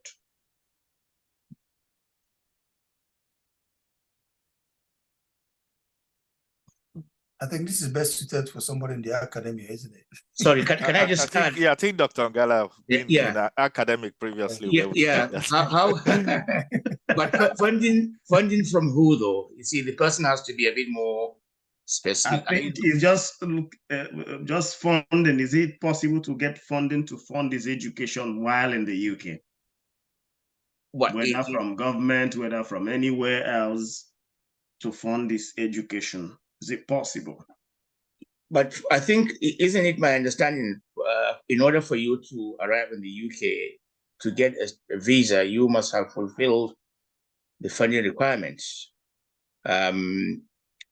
So that provided that person has arrived in the UK and their circumstances change, then most universities have hardship funds for one to access, but one cannot rely on that kind of support to fulfill their education, because otherwise they will be breaching their visa condition, because when you apply for a Tier 4 visa, you are undertaking that you are self-sufficient financially for you to come to the UK on a student visa. Maybe my co-panelist, Mrs. Awogbite, could. I think what the person is referring to. Ms. Awogbite can add on to that. I think what that person is referring to is scholarship. Maybe that's what the person is trying to say. How can they get funding? If the person is referring to scholarship, which in Nigeria we call it funding for school, I think it depends on whoever that is offering the scholarship. Some want you to score a particular grade before you can be eligible for the scholarship. But like the gentleman said, funding, you should have sorted out your funding before coming in. But most institutions, they always have their own requirements. The easiest way of getting funding for your education is via scholarship. That's the way I understand it, unless I am wrong. Yes, there are certain caveats. This is why I'm sort of answered a two-stage response.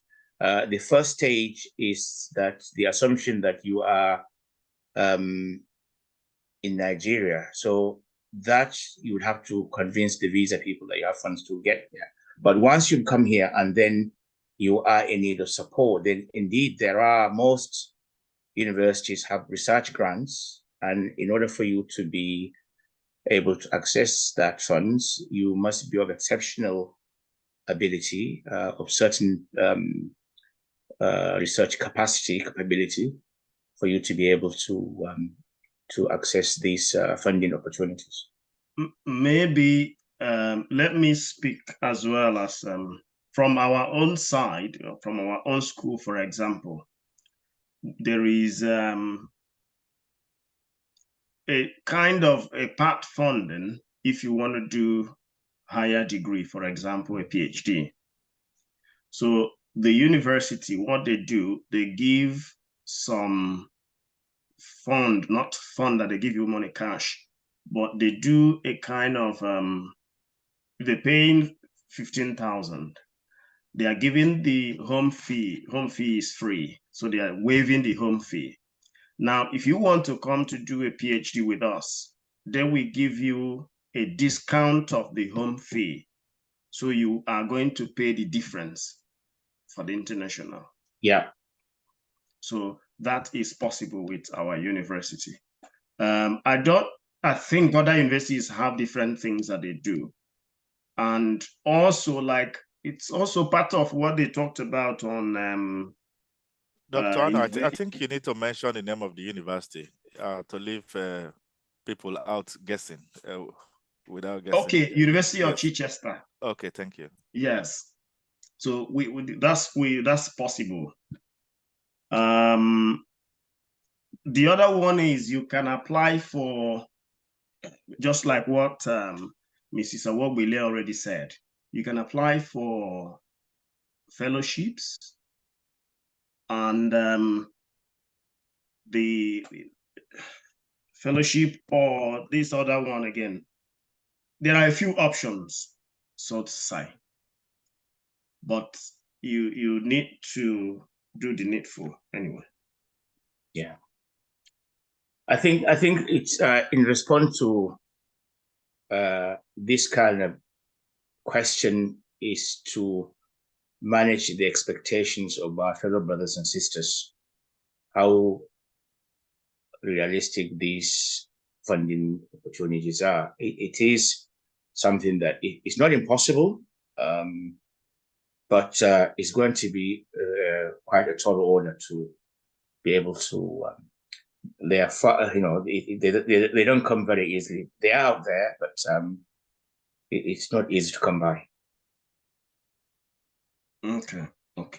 I think, well, maybe this guy, just let me emphasize, because there is one guy that I'm going to bring that has, been very successful in this fellowship and getting funding for his education here in the UK.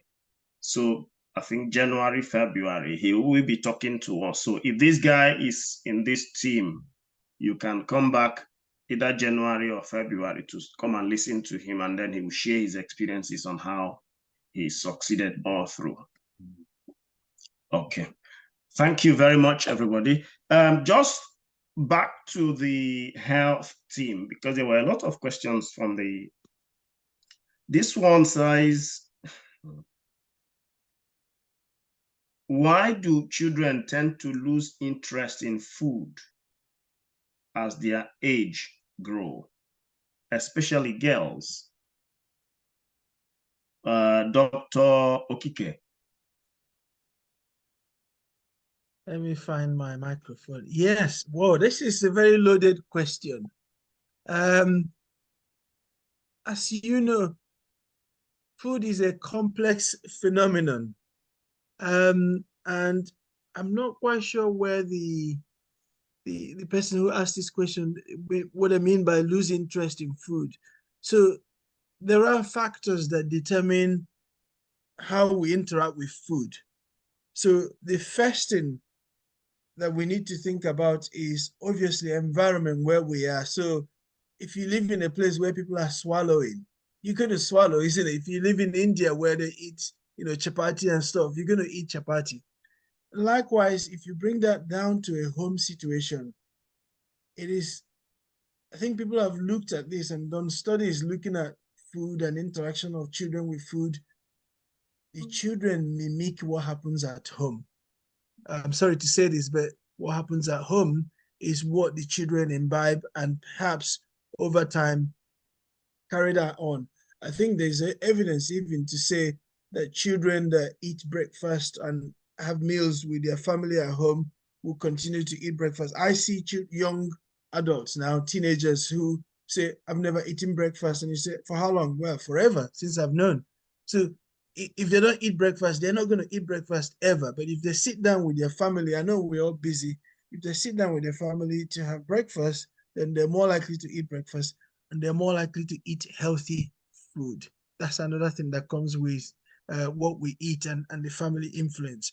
Of course, there are other influences about what they see on television, and people blame phone, TikTok, Instagram, looking like models and stuff like that impacts on food and how they eat. So, but the first influence is environment, home, their genetics, and then what they see and what they hear. The child is actually the last person that influences what they eat. So what can we do? I know maybe the person asking this question has an experience. There is a rise in eating disorder in children in the UK, and that has exploded since the COVID period. And I don't know if people don't know what eating disorder. It's not like in our country where people are starving for food. It's actually, there is food and somebody says, I don't want to eat because I feel ugly, I look ugly, I'm too fat. And you're looking at them, they're not actually fat. So it's a health condition usually associated with mental health. So maybe that's why the person is asking. It's commoner in girls compared to boys, but there's also the other side of it. We have increased our prevalence of obesity in children in the last decade. So we are the fat nation of Europe as well. So I'm not just talking about children who are fat and obese, but also talking about children who are very thin and unhealthy because they've developed some interaction with food that is not very healthy. So I think one of the things that we should do as a community to remember that the home environment about food. So you can't tell the child you're not eating biscuits, you're not eating fast food, and you're eating that. It doesn't work like that. They will eat what you eat. They will interact with you, in terms of food, how you eat. And then the other thing is there are different ways of policing what they eat, and so many theories that people have. So you can't really have a very strict and very policing type of, or you can't do this, you can't do that, and you're doing a different thing. So it has to come with love. You need to understand where they're coming from, if their relationship with food is changing. So you need to know who they interact with, when they eat. If they eat with you, and if they eat fruits with you, vegetables with you, they're less likely to then interact with others that would want them to eat fast food or sugary food and all the likes. So, and then the final thing will be that, of course, they will have external influences, but if they already have a formed appreciation of what food is like and understanding of food, then they would more likely lean towards what they see from home than what they observe outside.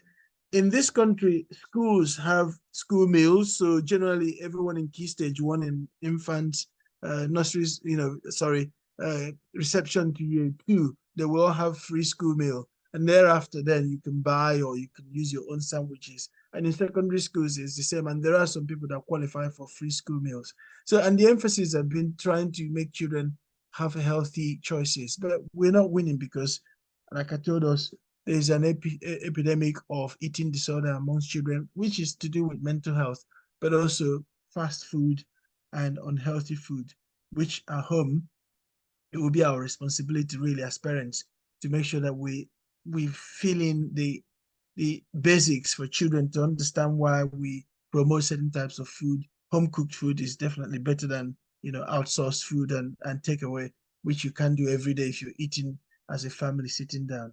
So I don't know if I've covered what the person has in mind. Thank you. But that's really the emphasis is on parenting, and the child plays only a very little part. Thank you very much. This other question is, I think it concerns maybe law, health, and all of that.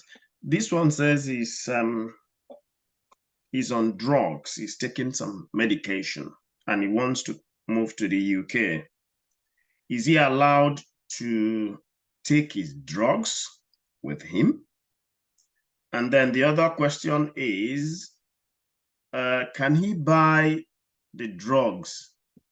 Which it seems he's asking if he can walk into the pharmacy and get some drugs. Are you asking me to take that one? I think you.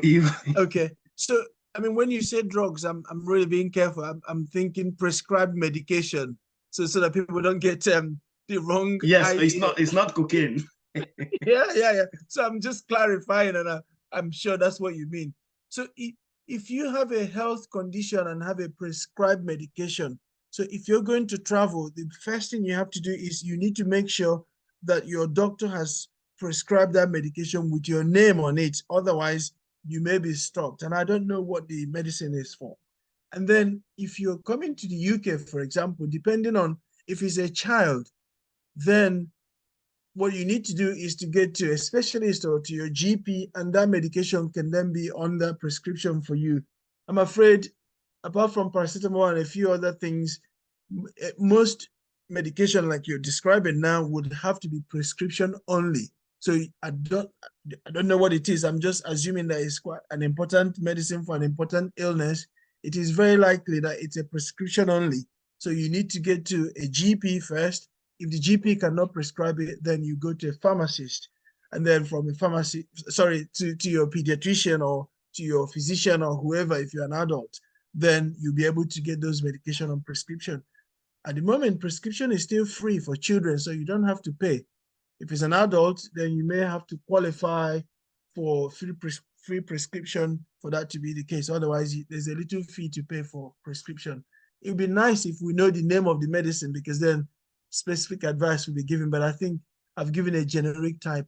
But don't forget, please, it has to be prescribed with your name, date of birth, before you travel with that medication. And yes, you could get that on, if the condition requires that to be an ongoing prescription, your GP would have to review that and then assign that to you. So if you want to send the name privately, I'm quite happy to help. Dr. Kike, thank you for your response. In addition to what you said, let me rely on my experience here in Nigeria. You see so many persons, when they want to travel to UK from Nigeria, they will buy antibiotics, buy supplements, all manner of things. The singular reason is that you cannot access those drugs. Because in pharmacies here in Nigeria, it always arouse your interest. Why is someone buying maybe 3, 4, 5 packs of Augmentin or any of the brands? And this usually is the common reason.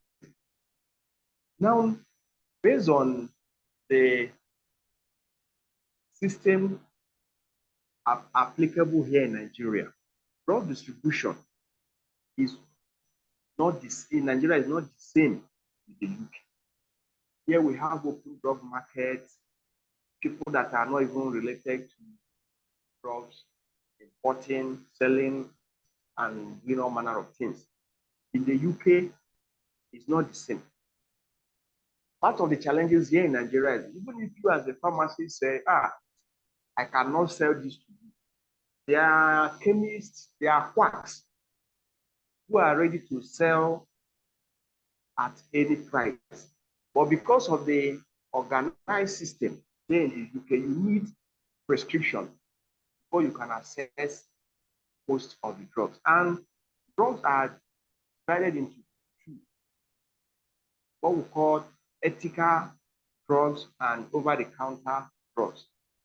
Just like Dr. Kike mentioned, drugs like paracetamol, vitamin C, and some hematinics, like a blood supplement and other supplements, are what you can get over the counter. That's without prescription. But going for something like antibiotics, antihypertensives, antidiabetics, or even cancer drugs, you need a prescription before you can access those ones in the UK. Then, however, there are some things I have to add. Now, if you are traveling from Nigeria to UK, for instance, and someone now gives you a package, it's dropped for my so and so person, when you get to UK, please help me and deliver, or the person will come and pick. Please be careful and be wary of such message. Many a times, it may be all these banned drugs. Well, you may have your way so that at the airport, you are able to escape checks and balances there because you may sort your way, but you may not sort your way down there in the UK. That's when some people have issues right from the airport, so that the vision or mission of settling down in the UK may be aborted halfway. Also, know how many luggages are your own. You have one bag, two bags. Know that you have these are the exact number. If possible, take pictures. Now, let them use a sellotape to wrap it around so that nobody can open the zip and put anything inside. Because in that way, you may not enter UK successfully. Thank you. Thank you very much. Thank you. Just one last question, please. Dr. Okike, back to you again. Yes. This question is saying motor skill delay in children. What is the cause? Oh, I touched on this earlier when I think it was during the autism question. So motor skills, I mentioned there are two, when we talk about motor, there are two, one we call fine motor, things that you do with your hands, like babies holding hands or holding stuff or clapping their hands. Yeah, people don't notice it, but these are things that progress. And then do your buttons, do your zips, tie your laces, writing. Those are fine motor. Then gross motor will be things like rolling, walking, jumping, going up and down the stairs. So in a child development, it's really fascinating to see. Obviously, people in our country, they don't really observe that. What they see from a baby, bang, the next thing they're crawling and they're walking, and our babies walk really fast. By 6-7 months, most babies are on their feet and they're running. So people don't really notice that, but it's a very nice, fine process. So when the things don't move as they are expected to move, or there's a delay, or there's actually something that somebody has done and they can't do it anymore. So any of those, so developmental delay or regression in development, it's a problem. And particularly in children, it's very obvious. We can see that. So somebody who walked at 12 months and then by 16 months, they're not able to walk again, they're crawling, so they've regressed. Or in our context, in this country, I mean, when I say context, in this country, if you're about 18 months and you're not walking, so that's what we call red sign. So red sign that something is wrong. Or let's assume by the time you're 2, you're not able to make 2 words together. That's kind of in the language. Or your hands are always in this, I don't know if you can see me, fisted. You can't open the hands because you need to open the hands, see, oh gosh, I've got 2 hands, and then you clap. If you're not clapping by 12 months, and therefore you're not able to then open your hands, hold a pen, and if you're not able to scribble by 18 months. So those are the fine motor and the gross motor red signs. And then for that reason, you then need to get your child to be checked by your GP or sent to a pediatrician, then who will do a formal developmental assessment. Like I mentioned earlier, there are many reasons why someone could have a developmental delay. It could be the environment, so they're nurtured. So you've seen babies who are kept in a cot. The parents are busy drinking or smoking. They're not looking after them. So they sit in the cot. They're not going to learn how to crawl and they're not going to walk. Or it could be something, infection that they had when they were in the womb and nobody actually knew about them, and that has affected some parts of their brain, and we develop what we call cerebral palsy, or there was bleeding, or there was an event around birth. So those kind of events can then lead to cerebral palsy, or can lead to a developmental delay from the particularly focusing on the motor, depending on the part of the brain that was affected. And there are other things. I mentioned syndromes. So there are some syndromes that would cause a delay in the development. I mean, people, when you say syndromes, people know mainly Down syndrome, but there are some other syndromes that are completely impact on the development of the child. And then things to do with genetics. So something that you inherit from your own family. So there are families where people work late or they develop late. So that's quite possible. So you generally go back and ask, oh, is there a baby? Is there somebody in the family who has had a delay? And then there are other rare things, so severe poisoning, heavy metal poisoning, those kind of things, or metabolic disorder. When I say metabolic disorder, again, I'm speaking to a very scientific group. So how we process certain types of food. So you've got fat, you have protein, you have carbohydrate. And if there is any difficulty in processing such food, then certain things, certain metabolites can then be stored in the brain, and they can impact on the development of the brain. You may have seen some mitochondrial disorder, babies who gone on TV because there's a bit of problem between the doctors and the family going to court and stuff like that. So mitochondrial disorder, typical one of them. So where the battery of the cells are not working. So you understand, you engineers, you understand batteries. So if the battery of the cells are not working, so the cells are operating at 5%. So the ones that will enable you move, they're not working, so you're not able to move. The one that enables you to breathe, you're not breathing. The one that enables you to use your hand, you're not able to do that because the battery is at 2% or 1% or even 0.5%.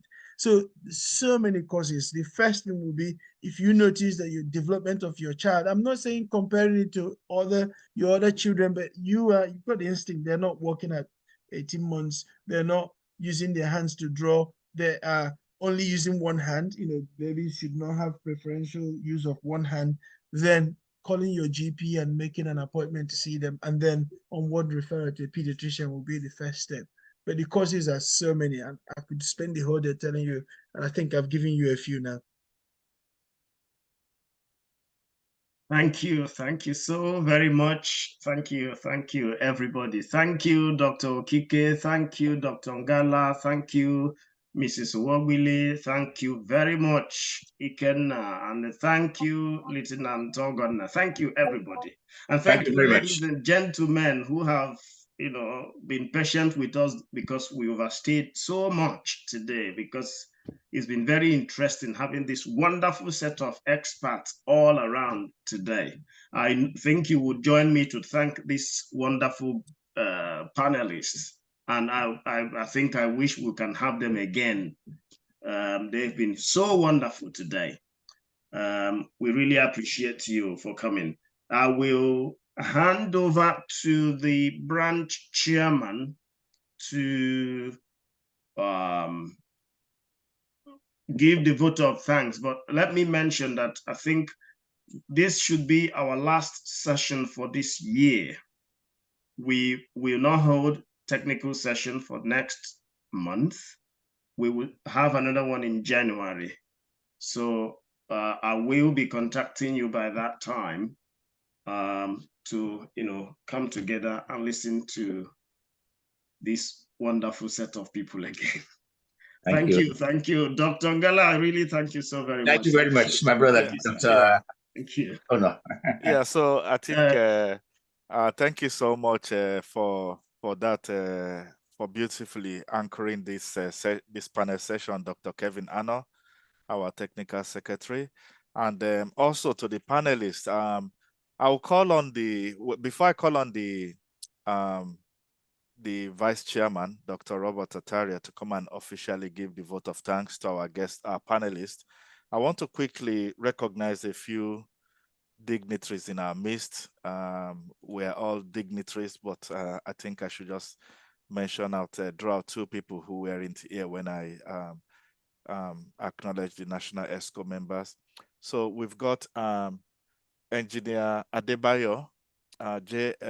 Adebayo.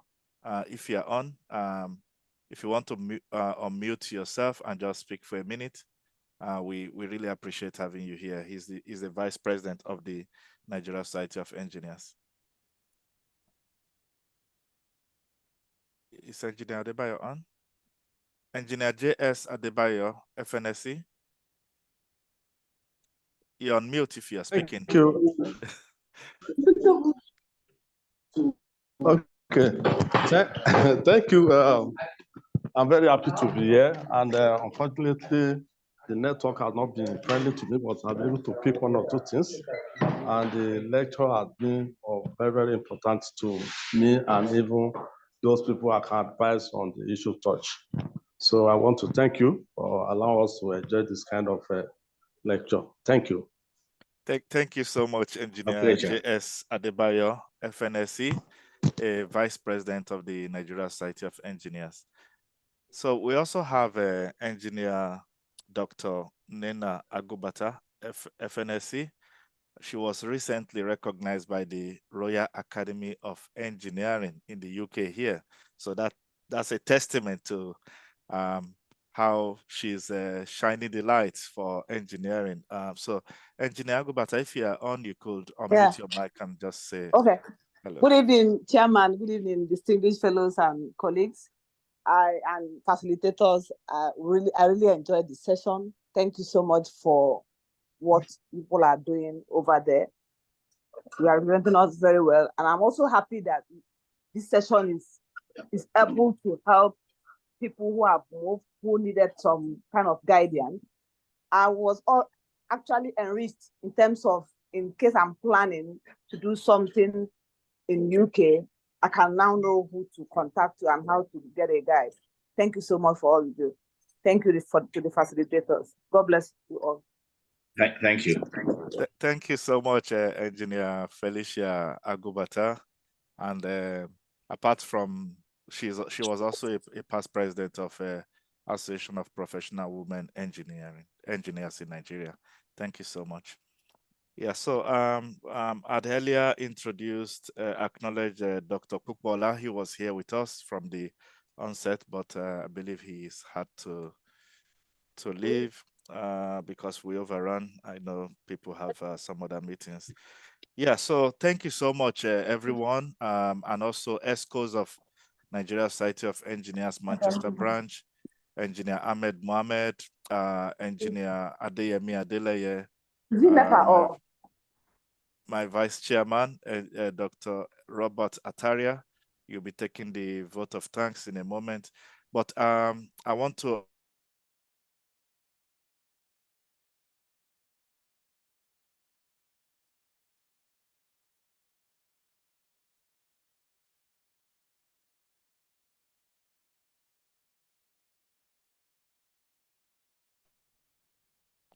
hello? Okay, yes. So yeah, I've learned a lot from all the panelists, and I believe we all have as well. Talking about the oiletum, I think that's a testament. So that's something I would like to attest to as well, which has really helped one of my children as well. It's interesting you talked about the dust mite, which is really very interesting. Yeah, I think I've seen some families who had some of those issues. Yeah, thank you so much. We thank you for your patience. We've had to extend the time because we noticed the session was really very interesting. We would have loved to extend the time even more, but we don't want to overstep the bounds. But if we call on any of the panelists, we hope you'll be able to come up and assist us once more. It's been very enlightening. So I'll call on the Vice Chairman, NSE Manchester branch, Dr. Robert Ataria, to give the vote of thanks. And the panelists, you will also be getting a certificate of appreciation from NSE Manchester branch, which will come to you through Dr. Kevin Ano. Thank you so much. Dr. Ataria, over to you, please. Good evening, everyone.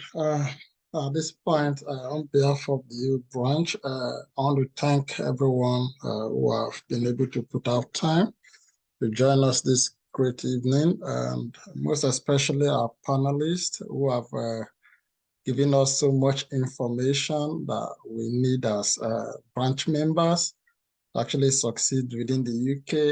We really appreciate you, ranging from the medical part to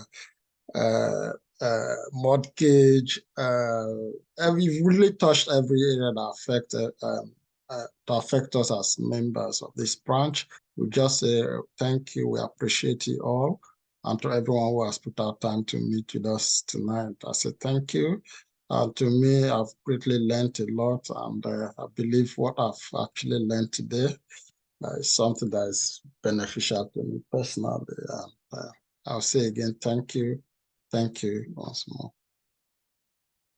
All right. Thank you so much for that, Dr. Robert Ataria. So, Dr. Ngala, we thank you. Dr. Ifeanyi Okike, we thank you so much. Miss Olaide Awogbile and Lieutenant Ogona Ano. Thank you so much, all, and have a great weekend. Thank you, Patrick. Thank you so much. Thank you very much. Thank you and goodbye. Thank Bye-bye. you.